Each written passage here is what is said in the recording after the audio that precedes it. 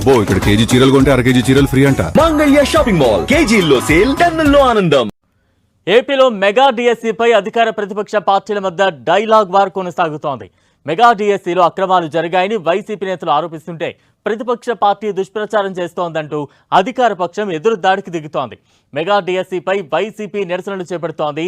రాష్ట్ర వ్యాప్తంగా దీక్షలు, ధర్నాలు చేపడుతుండగా వారిని అడుగడుగున అడ్డుకునేందుకు టీడీపీ కార్యకర్తలు రంగంలోకి దిగుతున్నారు. దీంతో పలు చోట్ల ఉద్రిక్త వాతావరణం చోటు చేసుకుంటుంది. డిఎస్సీ పరీక్షల నిర్వహణ, ఫలితాల వెల్లడిలో భారీ అక్రమాలు చోటు చేసుకున్నాయని ఆరోపిస్తూ దీనిపై సమగ్ర విచారణ జరిపించాలని వైఎస్ఆర్సీపీ డిమాండ్ చేస్తోంది.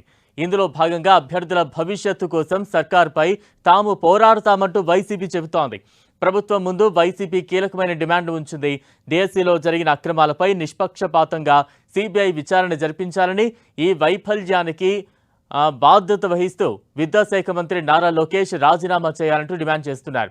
కానిస్టేబుల్ ఉద్యోగాల భర్తీలో భాగంగా నోటిఫికేషన్లో 10,000 పోస్టులు భర్తీ చేయాలని, పోలీసు అభ్యర్థుల గరిష్ట వయోపరిమితిని 35 ఏళ్లకు పెంచాలంటూ ఆందోళన చేస్తున్నారు.